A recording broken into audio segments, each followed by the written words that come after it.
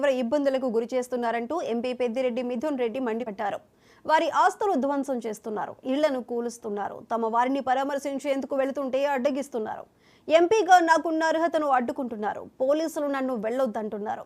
దీనిపై లోక్సభ స్పీకర్కు ఫిర్యాదు చేస్తానని ఆయన వెల్లడించారు.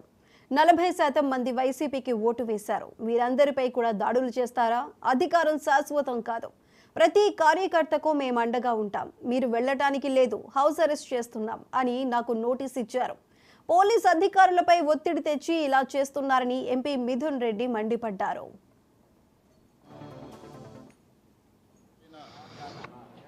ఆస్తులపైన భౌతిక దాడులు, అదేవిధంగా రకరకాల ఈరోజు దాడులు గురవడం చూస్తూ ఉన్నాము.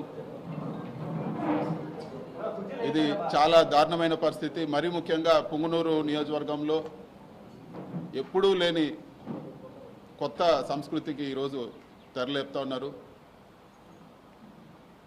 జేసీబీలు, ఎక్స్క్వేటర్లు తీసుకొచ్చి పేదోళ్ళు వాళ్ళు కష్టపడి వాళ్ళ జీవితాంతం సంపాదించి చిన్న చిన్న ఇల్లులు, చిన్న సింగిల్ బెడ్రూమ్ ఇల్లు, చిన్న ఇల్లులు కూడా అవన్నీ కూడా జేసీబీలతో కూల్చేయడము, వాళ్ళ ఆస్తులన్నీ కూడా ధ్వంసం చేయడము, ఎక్కడో ఫ్యాక్షన్ నియోజకవర్గాల్లో చేసినట్లు చెట్లు, మామిడి చెట్లు అన్నీ కూడా వందలాది మామిడి చెట్లు కాపుకొచ్చిన మామిడి చెట్లన్నీ కూడా నరికేయడము, ఈరోజు పుంగనూరు నియోజకవర్గంలో కానీ కోడూరు నియోజకవర్గంలో కానీ ఇవన్నీ కూడా ఒక మంచి సంస్కృతి కాదని చెప్పి కూడా నేను తెలియజేస్తాను.